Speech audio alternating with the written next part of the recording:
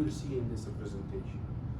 So in the presentation, I will talk about historical review about the vitamin D, how it was discovered, some epidemiological data, how our body makes the vitamin D and the other sources of vitamin D, what is the biochemical and non-biochemical action of vitamin D, what is rickets briefly, and treatment of rickets and vitamin D deficiency, and also how we prevent vitamin D deficiency.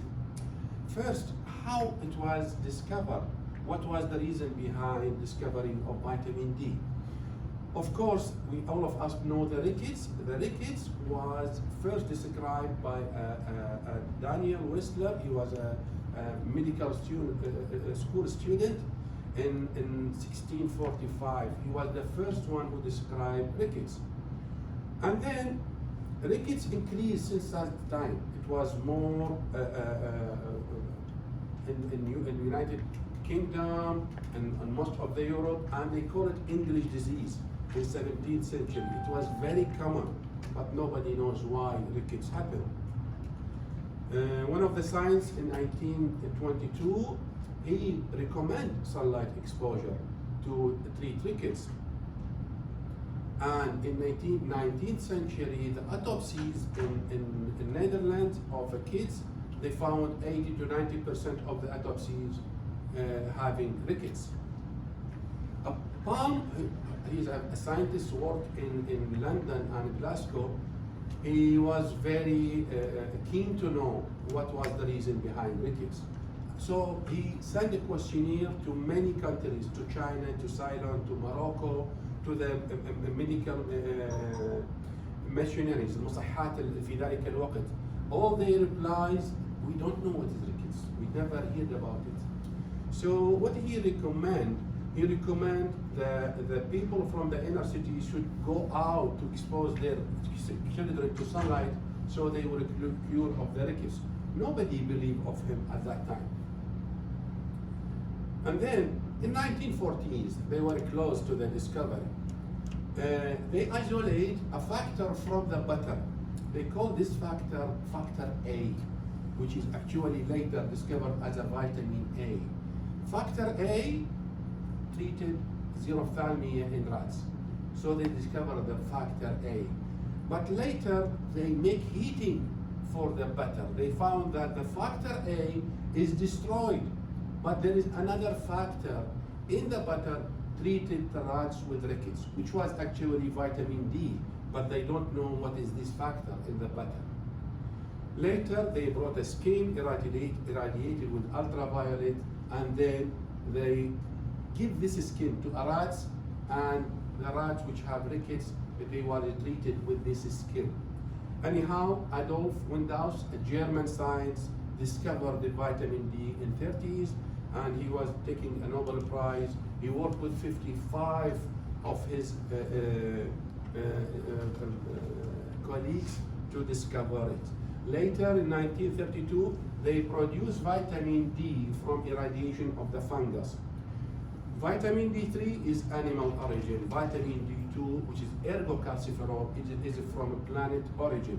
And if you see drops which called ergocalciferol, it means this is irradiated fungus and producing of the vitamin D. Then later, from 30s, they fortified the milk with vitamin D, each 1 liter, 400 international units of vitamin D. So the story is supposed to be ended. And everyone knows the cause, exposure to sunlight, and then also the source, the milk are fortified. What's happened again? Everyone knows that the vitamin D is important. Later, they discover non-biochemical action of the rickets. It's of the vitamin D, sorry. Non-biochemical action. It's not only rickets. Now we will come to it. So worldwide, it's estimated that around 1 billion people have a vitamin D deficiency. And research in the last 2 decades suggested that vitamin D have a role in other pathology. So let's come quickly to the studies which done for the rickets and vitamin D. In the United States, the rickets infants, they are calculating and analyzing the data. They found that all the rickets infants are breastfed African Americans are not giving the fortified or not giving vitamin D. This study in the Western region in Saudi Arabia, they found that the prevalence of vitamin D deficiency among female adolescents, they found that 81% of the adolescents having vitamin D deficiency. And this is in the pregnant women. This is also in Saudi Arabia in 1984. They found that a pregnant woman from 119 women, they found that 30 of 119 women having the level of below 4 nanogram per ml, and 11 of them were the vitamin D were undetectable. And then when they checked the cold sample of those 119, 50% having undetectable vitamin D level, and 81 of the core sample having less than 4. So this, of course, exposing the babies to the early rickets. This is a study of the medical students in the Sharqiyya. They found the prevalence of vitamin D in the students, it's very high. 100% of the students having vitamin D level was low.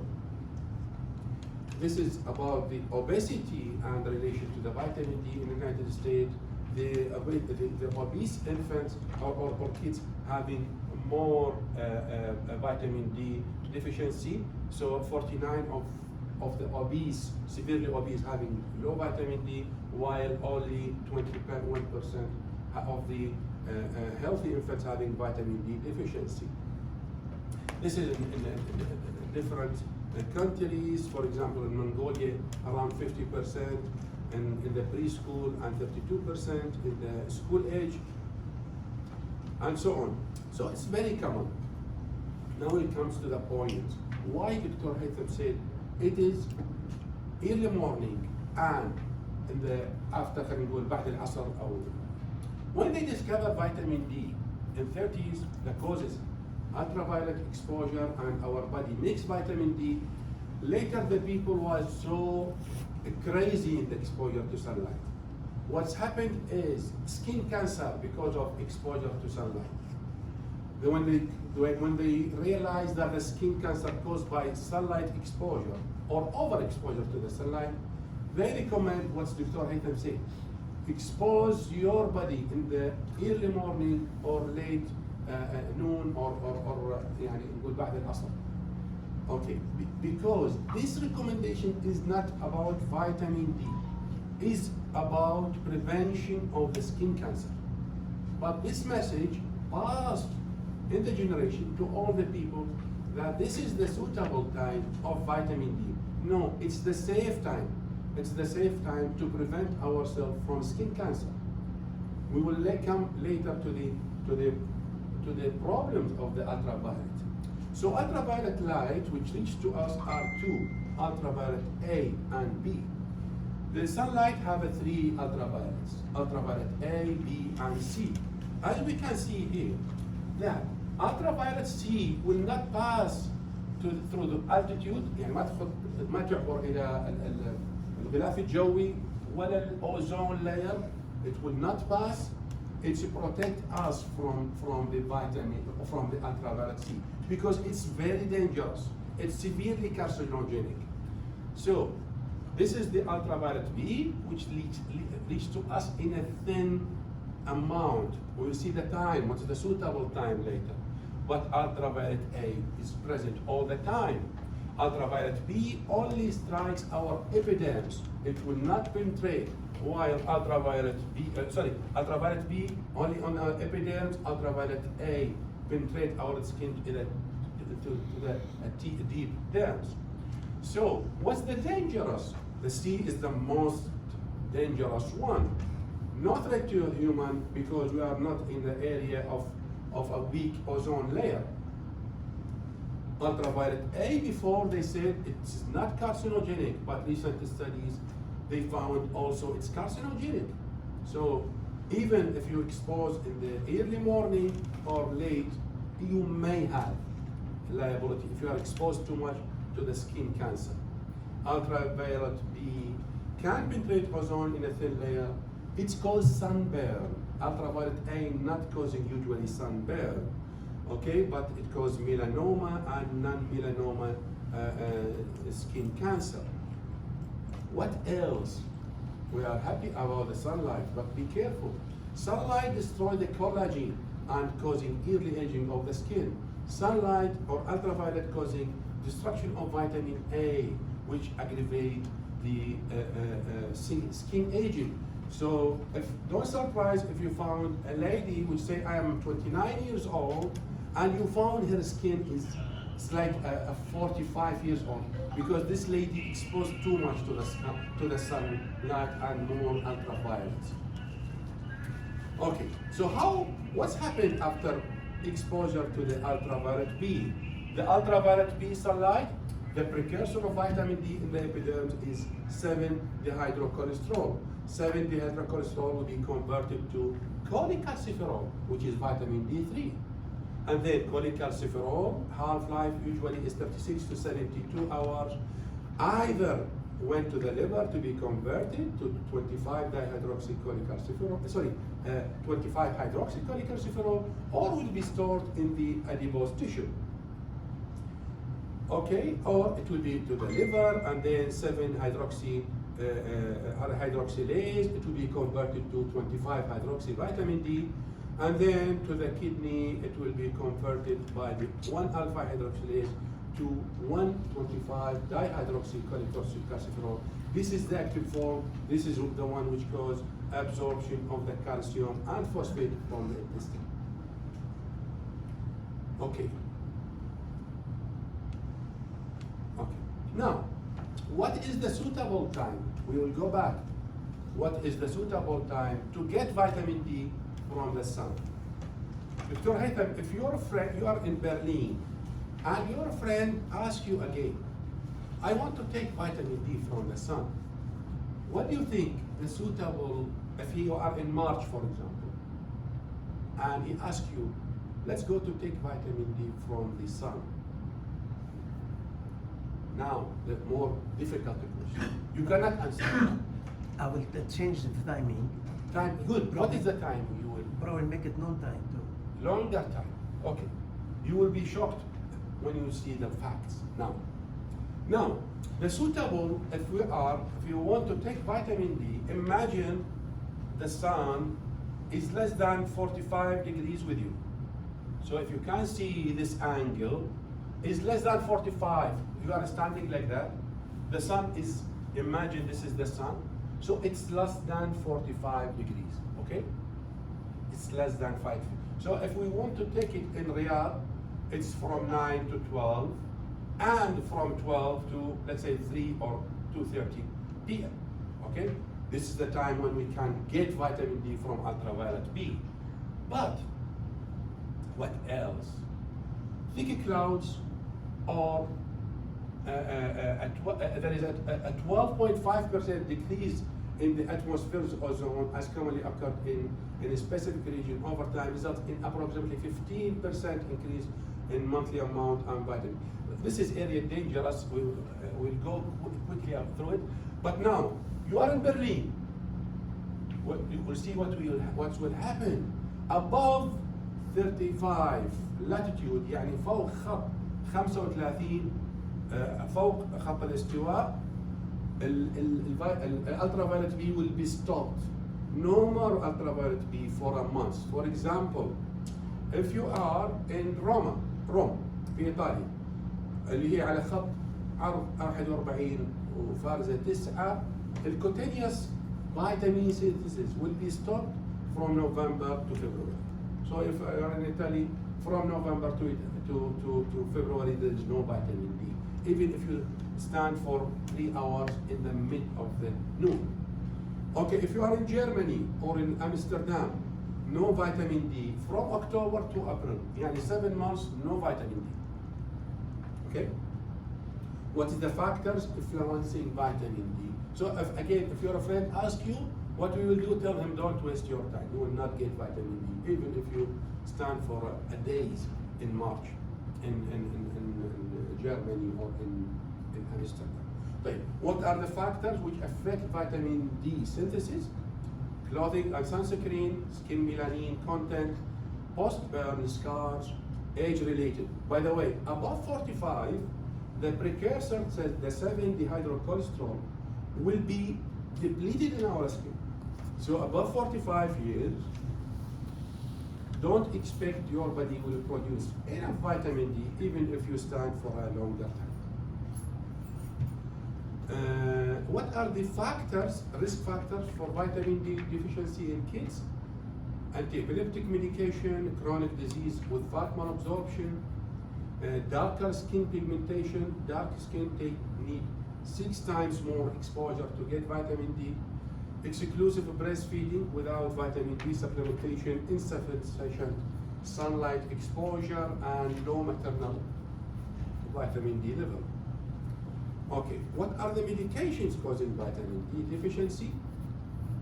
Sorry, what are the medical conditions? Cystic fibrosis, Crohn's disease, celiac disease, surgery, post-bariatric surgeries, obesity, and kidney or liver disease. Medications causing vitamin D deficiency, laxatives, steroids, cholesterol lowering drugs, anti-epileptics, rifampicin causing low vitamin D, while INH elevate the level of vitamin D, and weight loss drugs like orlistat causing fat malabsorption and vitamin D malabsorption. Now, the patients come asking the doctor, "Doctor, I don't want anything chemicals, I don't want vitamin D drops, I want natural things." Now what we will tell him? I'll ask us, I want figs or zayt zaytun, olive oil. What we will answer? What food rich in vitamin? Now there is a very famous people saying from figs and olive oil. What are the sources rich in vitamin? Some people want only natural things. Seafood. Okay. Sorry? Seafood. Seafood, good. Seafood is a very rich in vitamin D. Huh? And milk, seafood, Milk, fortified milk, not a regular, not a raw milk. Okay, so let's come first to the requirements. How much we need vitamin D per day? So American Academy of Pediatrics and Pediatric Endocrinology Society, they recommend a 400 minimum daily requirements. If you take 400, you will not get, but on a daily basis, you will not get vitamin D deficiency. But there is a risk groups. Who are their risk groups? The risk groups are obese, malabsorption, use of medications such as anticonvulsant and others, or not exposed at all to the sunlight. No any sunlight exposure. They need more, and they ask more than 400, especially from the infants, 400 to 1,000, and for the above 1 year of age, we can use more than up to 1,000. Okay, and so on. This is briefly how much the recommended. Generally, most of the guidelines recommended below 1 year, 400, 1 year until 70 years, 600, above 70 years, 800. And what is the tolerable amount? If someone, for example, said, I will take the 6 drops, which is 600, but my child may have another vitamin D from other sources. Tell him if he is, for example, up to 3 years, 2,500 is tolerated by your son. No need to worry. He will not get excess vitamin D.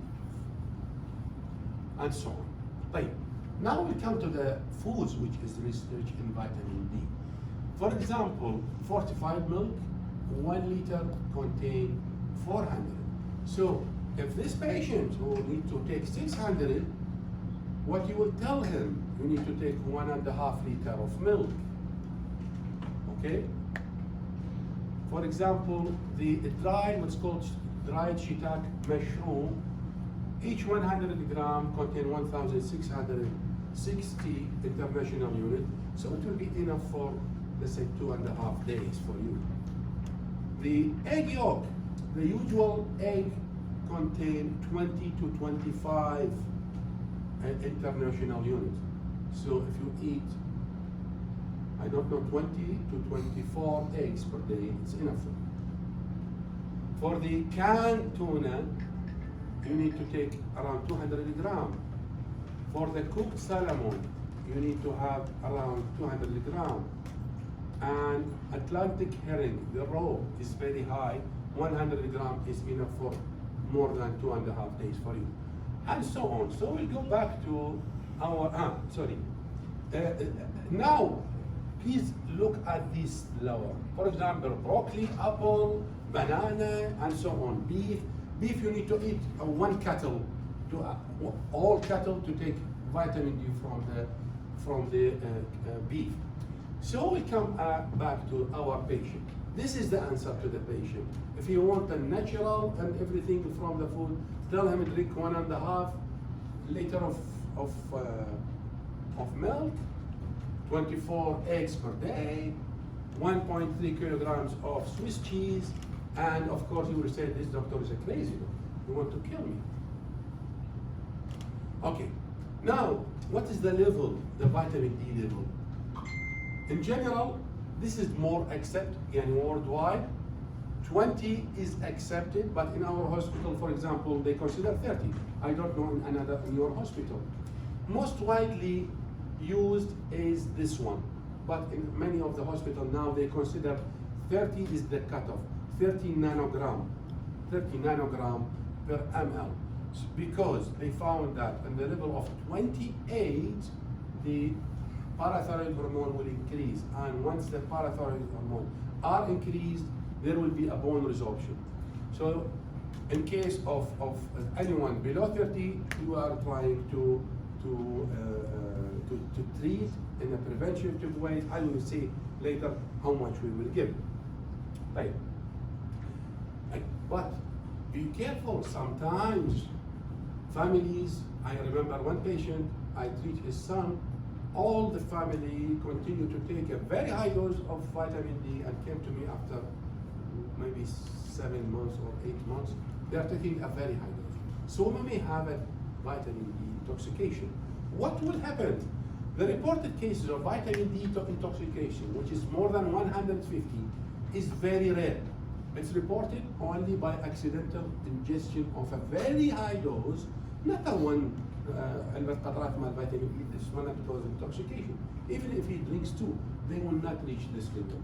The reported case, for example, around fortification of the milk, مثلا شركة ما إنتاج حليب خلت بالغلط بدل 400 انترناشونال بالغلط صار خطأ مصنعي وخلوا very high dose بالملك وصار intoxication. أو في بعض القطرات 1 drops contain 400 international unit والأم ضربتها مع العلاج كمية عادي ظلت تستخدمها يوميا بدل أسبوعيا for example for a long time. So it's a rare, but it could happen. So what we will have if we get vitamin D intoxication, hypercalcemia, nausea, increased thirst and urination, poor appetite, constipation, weakness, confusion, and ataxia. There is no intoxication from excessive exposure to sunlight. Even if you expose all the day for a long time, it's not reported and it will not happen. If it's happened, concentrate on the give them 1.5 to, of course, monitor the calcium level. Usually it's self-limited, but monitor the calcium level. If it's high, give 1.5 to 2.5 liter of the, 1.5 to 2.5 the maintenance for the urination. Give furosemide, not thiazide. Furosemide decrease, making loss of the calcium. Thiazide causing retention of the, or reabsorption of the calcium. And glucocorticoids, give glucocorticoids because also it decreases the reabsorption of the calcium. And the end is hemodialysis if you fail. Now, if you have a low vitamin D, or you want to give vitamin D with low calcium diet or a high fiber diet, what will happen? Low calcium diet, or the patient who usually not ingest a good amount of calcium, it will lead to elevation of the parathyroid hormone, and then positive feedback to the 1-alpha hydroxylase. So more 25 will be converted to 1,25 dihydroxyvitamin D, which is the active form of vitamin D, and this lead to positive feedback to conversion of the positive feedback to the 24 hydroxylase in the kidney.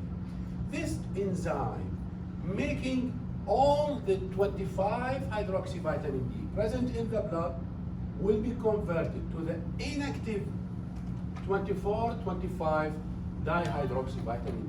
So it will exhaust and depletion of the vitamin D. All vitamin D present in the blood will be يخلص. So low calcium diet كل الفيتامين دي راح يروح لهنا. لذلك you must give calcium good يعني not is a mandatory to give oral calcium, but a calcium rich diet is mandatory, and low fiber diet if especially you have chronic vitamin D deficiency. Okay. طيب, what are the symptoms of vitamin D deficiencies? And apart from rickets, you may have fatigue, general muscle pain and weakness, muscle cramps, joint pain, chronic pain, weight gain, high blood pressure, restless sleep, headache, bladder problems, constipation, or diarrhea. Okay, what are the relation with other diseases? First, relation of low vitamin D with infection. Increased vitamin D increases the production of cathepsin in macrophage, which enhances the antimicrobial activity against Mycobacterium tuberculosis and another infection. So it is not a surprise if a low vitamin D associated with respiratory infection and higher level associated with lower influenza or other viral infection. And also vitamin D enhances the differentiation and recruitment of macrophages. For obese child, there is inverse relationship between vitamin D status and overweight. Yani as much as we have low vitamin D, there is a more risk of obesity associated with cancer. Epidemiological data shows that low vitamin D levels associated with increased risk and also mortality from colon, breast, and lung cancer. And also, they found that 125 dihydroxyvitamin D presence in those cells, even the prostate. And they believe that 125 dihydroxyvitamin D is important in the differentiation of the cells. So its deficiency lead to abnormal cell differentiation. For the pregnancy health and the outcome, low level of vitamin D associated with increased risk of cesarean section, increased risk of bacterial vaginosis, preeclampsia, and less efficient glucose metabolism. For the daily supplementation of the vitamin D and calcium to the pregnant woman, they found that higher vitamin D intake during pregnancy protect against early wheeze in infancy and also eczema. For autism, it is a theories. There is a lot of theories in association of vitamin D and autism. They found that the last 30 years, autism increased, and it's associated with the increased incidence or prevalence of low vitamin D. And by the way, the low vitamin D increase, one of the causes are recommendation not to expose too much to sunlight because of the skin cancer. Okay. One of the interesting findings, that children with vitamin D deficient rickets have several autistic markers that apparently disappear with high dose. One of them autistic markers are, they cannot point the autistic child. They found also the vitamin D deficient infants at the age of 20, they cannot point. So they said they found this is associated, let's say, clinical features which probably could be associated with. Autism is more common in areas with impaired ultraviolet B penetration, such as بالقطب الشمالي والقطب الجنوبي. Autism is more common in the dark skin. What is the association with cardiovascular disease? They found that men and women with the highest serum 25 hydroxy vitamin D had a decreased incidence of prevalence of MI, stroke, ischemic heart disease, and peripheral vascular disease in a comparison with the lowest serum vitamin D. Also, they found that low vitamin D associated with high triglycerides and associated with a low, high density, the good cholesterol. It's low in those with a low vitamin D. And in general, they analyzed 18 randomized clinical trials of a 60,000 participants. They found that participants took between 400 to 800 international units of vitamin D per day for an average of a 5 years. There is a reduction in the mortality by 7%, whatever the cause, from any cause. It's decreased by 7%. For multiple sclerosis, there is a lot of talk. I don't want to go through it because it's a long process. I want to give you all the important things. Also, the association with the type 2 diabetes and type 1 associated with allergy and asthma. In many of the guidelines, the allergic rhinitis, one of the protocols is to give vitamin D with the treatment. Now, what about COVID-19? Is there any relation of vitamin D with COVID-19? In this study, they found they make it, it's called retrospective cohort. يعني رجعوا شيكوا دول اللي عاملين الفيتامين دي ليفل من 5 أشهر, and they divided them into 4 categories. Those vitamin D above 30, 20 to 30, 10 to 20, and below 10. Okay, and those who have COVID and not have. What they found that those with COVID, which their vitamin D level is above 30, they have a lowest D dimer. And those with their level are below 30, they have a lowest CRP. They have the lowest CT finding in the COVID-19. So they make a conclusion that there is a strong association between the level of vitamin D and COVID-19 severity. This is a meta-analysis. It's done in March. In conclusion, serum 25 hydroxy vitamin D level was significantly associated with higher risk of COVID-19 infection. The limited currently available data, even if it's limited, but it suggests that sufficient vitamin D level in serum is associated with significantly decreased risk of COVID-19 infection. Rickets, only I want to go through the symptoms. Quick, remind ourselves there is hypotonia, there is craniotabes, there is frontal boosting. In the dark color skin, it will be like angle. In the white color skin, it will be like all the forehead will be in the front. The widening of the wrist or knobby thickening in the distal ends of the forearms and legs. Rickety rosary, Harrison sulcus in the chest, pigeon chest deformity, sometimes scoliosis, green stick fracture, angulation, genia valgum or varum, difficult forms of deformities in the leg. And if the parameters in the early rickets, the calcium is normal, remember that. The first thing is raising of the alkaline phosphatase, dropping of the phosphorus, and dropping of the parathyroid hormone, of course, and also of the 25 hydroxy vitamin D. And later on, everything will be dropped. I mean, the calcium, phosphorus, and vitamin D, elevation of the parathyroid, and more elevation of the alkaline phosphatase. The radiological changes, the fraying and cupping in the epiphysis. Now we come to the replacement, how we replace the vitamin D. In rickets, it's different from the vitamin D deficiency. In rickets, if he is below 1 month, we will give 1,000 international units per day. For 1 to 12 months, we will give 1,000 to 500 international units per day, and more than 12 months, we'll give 5,000 international units per day, more than 5,000. Okay, and we follow for 2 to 3 months. 2 to 3 months, and then normalize vitamin D level and radiological evidence of healing.